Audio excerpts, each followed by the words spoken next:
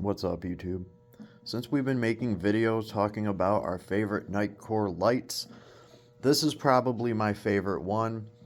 I haven't talked about it much because this thing is still in testing. I don't know if you can see, but it's mounted to a Mark 18. This is the box that it came in. This is a P35i, and I have to say, this is actually an amazing flashlight. Even the cat loves it. Again, it's not the cheapest flashlight, so I don't want to recommend it until I've done testing on it, especially since I haven't mounted on a rifle. I don't want somebody to see this and be like, oh, that'll be a great, advanced rifle light. I'm gonna get this thing, and then they get it and it doesn't hold up on the rifle. I am still testing this, so yeah, I'm just gonna come out and be forward about this. I have probably about 500 or 600 rounds through this rifle with this light on it. I've never seen it flicker. I've never seen an issue. This thing has been drop tested once, never had an issue. And again, I'm still testing this, okay? What I will say is it's worked amazing so far. This thing comes with a pressure switch, and I have that right here. So I can press these buttons and operate this light. In order to activate that, there's a cord here. I just pull this cord out here and I plug it in. That's the part of testing that I got to, right? Functionality test. I had some issues mounting this to the actual rifle until I got these mounts. I actually had these. These are old school Monstrum scope rings. I had these lying around, and as one of my 1-inch mounts broke and I was literally shopping online for a different 1-inch mount for a light, I saw these in my parts bin and was like, actually those look like they would work. I got one of them to fit and was like, hey, why not double it up? This thing is on here solid now. It's not going anywhere. I can hold the rifle up just by the light. Nothing moves, nothing bends. It is a solid lockup. The only real issue I have about putting a light like this on a rifle, and this is why this is only on a 5.56 rifle, these clicker caps at the end, okay, the spring in them wear out, and then eventually the recoil of the gun will overcome the power of the spring, and the recoil of the gun will toggle your control, so your light will start blinking while you shoot. To be fair, this has not happened with this light yet, but this is why I've replaced my other lights, because I know that this is a real thing that happens. That being said, this light comes with this pressure switch, right? So I can take the controls away from this button by plugging that cord in. That's about as far as I got testing this thing. So it is all set up for me to go to the range, plug this cord into here, and start toggling this thing with the pressure pad and see how it works. And really that's all I'm doing, is just trying to make sure that this thing will actually hold up on a rifle, because it is absolutely amazing. Yes, it takes up some room on the rail. I think on the civilian side of things, you're going to be hard pressed to find something like this that's going to give you so much added ability. I can tell you right now, if I had to deal with some people, let's say illegally hunting on my land, and I had to go confront them, and I was outnumbered by them and they were both armed, I would want this, because it's kind of hard to do anything when you have a spotlight like this on your face. This is a type 1 laser, and this will blind you. So, and then when you figure out that whoever is blinding you with this probably already has their crosshairs on you because this light is mounted to a weapon, that's going to take all of the fight out of you, because you are already starting off in such a bad position.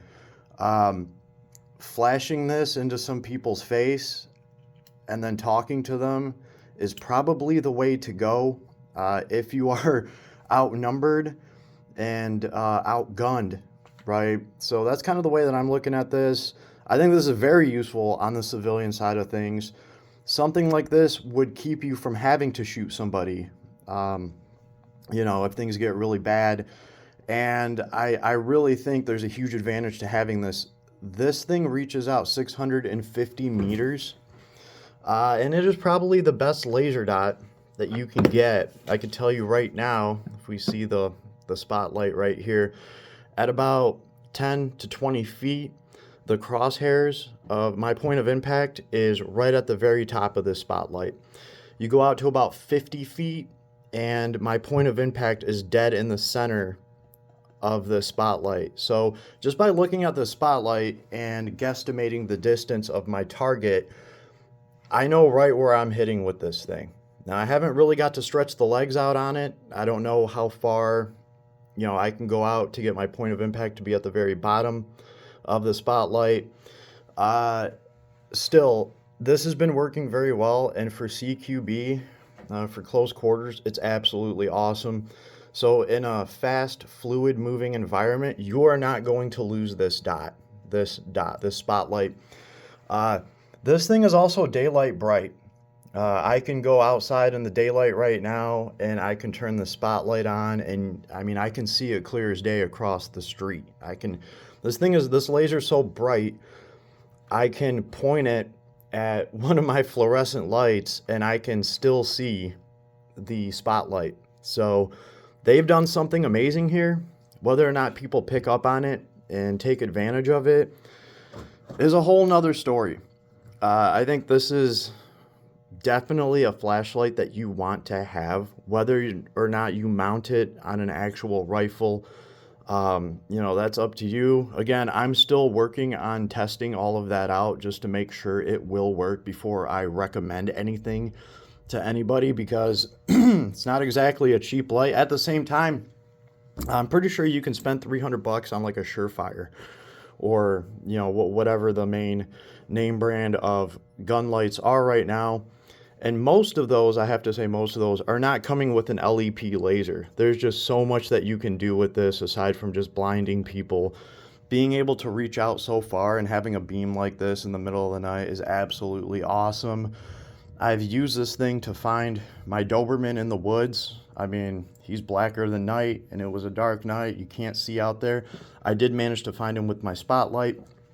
So this thing has worked flawlessly for me so far, and I have abused it a little bit, right? So I'm going to do some more testing. I'm going to get out there on the range, see if we can get this thing to not blink at all. It's never blinked so far. Again, I've even dropped this thing. So we're going to see. I think I probably have about 500-600 more rounds to put on this thing and test out the pressure pad on it. And if all is well, I will make an updated video talking about everything that I did to test this thing.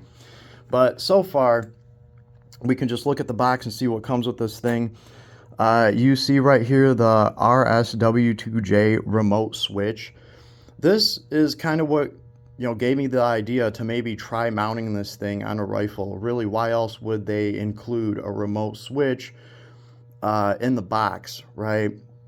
We also have a CR123 battery magazine. So this thing uses this NL2 150 HPI rechargeable lithium-ion battery, which is just awesome because you can get like 60 hours of light out of this thing. Now, of course, it's going to be light on the lower setting, but that's still up to 60 hours of light. So this thing is going to get you through any bad situation that you need, and then you can just charge it with your phone charger. Cut it out, kitty. Yeah. 1,650 meter throw, right, and 3,000 lumens. This thing lights everything up around you. It is impact resistance by a meter, and it has waterproof to 2 meters. So you can take this thing out in the rain, you can take it out in a monsoon.